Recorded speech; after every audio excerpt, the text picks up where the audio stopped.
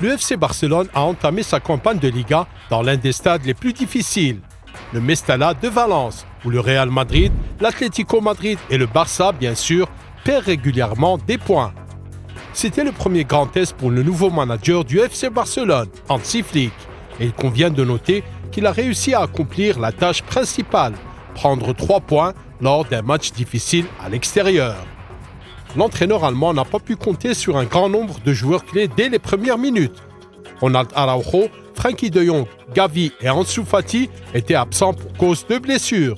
Ike Gundogan aurait manqué la rencontre en raison d'une coupure au sourcil, alors que les médias ont déjà fait état de l'intention de l'Allemand de quitter le club.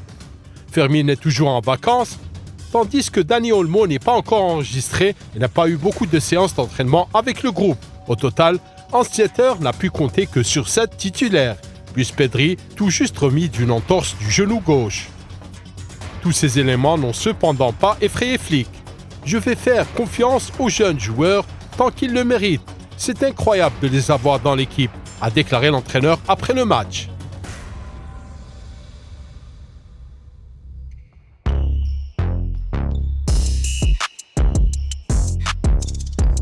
En l'absence de leader, l'équipe a dû s'appuyer sur la Masia, un vivier de talent. Prenez par exemple Marc Bernal, 17 ans, qui évolue en 3e division espagnole la saison dernière et qui samedi, pour sa première apparition en Liga, a stupéfié tout le monde par sa prestation sur le terrain. En effet, il a obtenu 94% de passes précises et la réputation de régénérateur de Sergio Busquets, délivrant 49 passes dont 4 longues, remportant 6 duels, réalisant 4 tacles et obtenant même une faute de main. Bref, une très bonne performance. Le Barça a l'habitude de surprendre le monde du football avec ses jeunes talents et les débuts comme celui-ci deviennent de plus en plus fréquents. Une autre apparition relativement surprenante dans le 11 de départ a été faite par Marc Casado. Le milieu terrain central de 20 ans se préparait pour l'équipe première depuis la tournée de pré-saison. Sa présence n'était donc pas une surprise. Casado a été l'un des meilleurs joueurs du match, captant l'imagination des culés. Marc Casado est un tank, très implacable. Il a joué en tant que double pivot, mais il s'est retrouvé dans les 18 mètres de l'adversaire à de nombreuses reprises contre Valence. Il défend comme N'Golo Kanté et attaque comme Joshua Kimmich. Il faut dire que de telles comparaisons coûtent cher, et Mundo Deportivo a repris l'essentiel de ses propos. Ni Kimmich, ni Kanté. Marc Casado, titre l'article, qui souligne le match absolument brillant de l'ancien capitaine du Barça Athletic à Mestalla. Il s'est en effet créé de nombreuses occasions et a failli marquer son premier but en fin de match. Casado jouait en tandem avec Bernal et mettait en œuvre les idées tactiques de Flick en doublant le milieu de terrain en défense et en le plaçant en position intérieure en attaque. De cette façon, les Catalans passaient souvent d'une configuration défensive 4-2-3-1 à une configuration offensive 4-3-3. Ainsi, à Mestalla, Marc a évolué en tant que numéro 6, numéro 8 et même numéro 10, démontrant ses impressionnantes compétences dans toutes les zones du terrain. Il s'agit sans aucun doute d'un joueur polyvalent que l'on appelle déjà Gavi 2.0, en raison de son engagement et de sa productivité. En d'autres termes, le pari du club sur les jeunes s'est avéré décisif, puisque Lamine Yamal, 17 ans, auteur d'une passe décisive, sans oublier Pau Cubarsí, qui a engagé le ballon de la ligne de but alors que le score était de 1-0 en faveur de Valence, ont largement contribué à la victoire. Mais tout le monde s'est habitué à ces gars-là depuis le temps.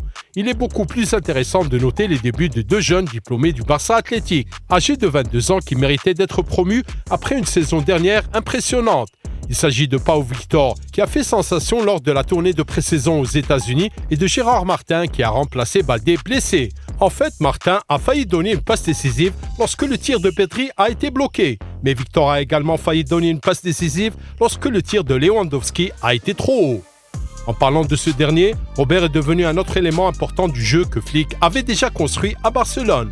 L'attaquant polonais a affiché un physique impressionnant et a été productif non seulement en attaque, avec un doublé, mais aussi en défense, lorsqu'il a pressé ses adversaires. C'est un vrai professionnel. Nous l'avons tous vu en défense. C'est important pour nous. Nous devons défendre et attaquer en tant qu'équipe, a déclaré Hansi Flick après le match.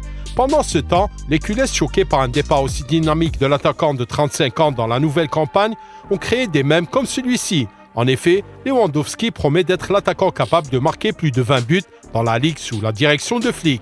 Le journaliste de Mundo Deportivo Jordi Batalla note le retour du caractère dans l'équipe. Après avoir encaissé un but de Duro en fin de première mi-temps, les Blaugrana ont non seulement réussi à égaliser rapidement, mais aussi à prendre l'avantage après la pause, tuant ainsi leur adversaire. D'habitude, c'est l'inverse qui se produit, note le journaliste, et il est difficile de ne pas être d'accord. On ne peut pas ne pas souligner les performances de Koundé, Inigo après la pause, Baldé, Rafinha et Pedri, ce dernier calmant le match et établissant enfin la domination de Barcelone au milieu de terrain. Personne n'a abandonné, permettant au Barça de ressembler à une équipe, la seule équipe où chacun connaît son rôle, un grand mérite pour le travail de Flick. Les séances d'entraînement et les idées des entraîneurs ont également été les ingrédients clés des buts de Barcelone. Le premier a été rendu possible par l'excellent travail des deux principaux latéraux des Catalans dans ce match. Baldé a trouvé Yamal avec une passe parfaitement synchronisée, après quoi ce dernier a aidé Lewandowski. Après la pause, Flick a changé la position de Ferran, l'envoyant sur l'aile gauche de l'attaque, ce qui a entraîné une bévue de Valence dans l'axe de la défense, où Rafinha s'est précipité sur la passe de Torres. Le Brésilien a alors obtenu un penalty que Robert a transformé avec succès. Maintenant, parlons d'autres détails tactiques avec lesquels Flick nous a vraiment impressionnés. Prenez attention à la façon dont les attaques du Barça ont été construites en première mi-temps. Bernal est passé au poste de défenseur central gauche, Inigo a pris le rôle de latéral gauche, Baldé est devenu ailier gauche, Casado est resté le seul pivot, tandis que Ferran et Rafinha sont allés aider Lewandowski au centre de l'attaque comme des sortes d'initiés. Vous voyez, c'est ce dont nous parlions lorsque nous appelions Yamal et Baldé les principaux latéraux de cette équipe. En attaque positionnelle, les Blaugrana utilisaient souvent une formation 4-3-3 avec un triangle Bernal-Casado-Rafinha au milieu de terrain. Ces trois éléments n'avaient pas la capacité de trouver des attaquants dans la surface de réparation et le FC Barcelone avait donc beaucoup de mal à faire circuler le ballon dans cette zone avant l'arrivée de Pedri. Alex Delmas, de la Vanguardia, note la plus grande différence entre le Barça de Flick et celui de Xavi. Désormais, c'est le milieu central qui lance les attaques et non le latéral comme c'était le cas avec Xavi, écrit l'analyste de football. Cela permet à l'équipe de se convertir efficacement à une forme plus offensive avec deux latéraux, Baldé et Yamal, et d'obtenir ainsi un avantage dans l'axe, devant la surface où le Barça disposera de trois joueurs, Lewandowski, Rafinha et Ferran. En même temps, Casado, Bernal, Koundé, Cubarsí et Inigo étaient censés contribuer au rebond en cas d'échec d'une tentative d'attaque, ainsi qu'à empêcher les contre-attaques. Le Barça a réussi à briser les attaques de Valence grâce à un pressing solide, où les rapides Ferran, Rafinha, Casado, Baldé et Yamal bloquaient les ailes et les passes intérieures. Lewandowski agit comme un facteur de soutien sans adversaire spécifique. Cela masque donc le manque de pressing efficace de Robert, qui a déjà 35 ans après tout.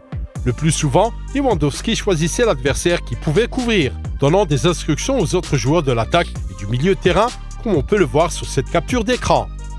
Cela dit, il y a toujours un risque de ne pas pouvoir fermer la zone à temps avec une ligne de défense aussi haute, et c'est exactement ce qui s'est passé avec Baldé.